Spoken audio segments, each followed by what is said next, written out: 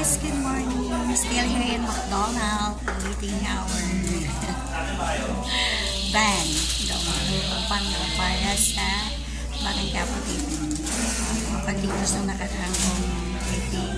So another Pampanga shoot today for Batang Quiapo Book 2. Okay. Hintay pa namin ang aming service. Sana naman huwag masyado uminit kasi nung nakaraan ang init ko talaga. Sana hindi masyado mainit, Lord, please. So, at may shoot pa ako tomorrow movie sa Cavite naman. So, tuloy-tuloy, walang tulugan to. So, hopefully, hindi ma-over pagod today. So, hintay lang muna. Standby muna dito sa McDonald's. Yes. Pero, palating na lang ako ang service. Galing lang sa kabilang unit kasi ang another unit ng Batang Quiapo ay nasa Santa Mesa na isushoot kami for Pampanga. Doon ulit kami sa racing katulad ng nakaraan.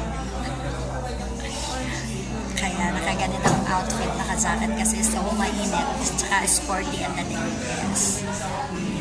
Pero syempre magbibihis pa din pagdating doon. Gano'n naman talaga. So halos ng mga tao dito kung naghihintay ng full out service.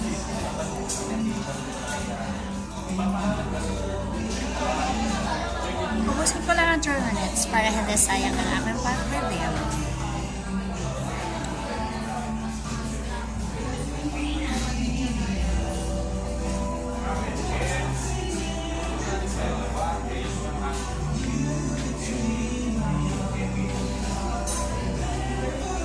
Ganda ng kanta. Naman pati si cashier, napakanta ko. Binablog kita, kumakanta ka eh. Shout out, anong name mo? Faith po. Faith po yun. Okay, diba? Napakanta siya, napasabay. Ganda ng nila eh. Tugtog eh. Anong oras kayo nagbubukas dito? Kasi lagi kami dito, sarado to. Madaling araw lagi. 6 a.m. Bakit hindi kayo 24 hours?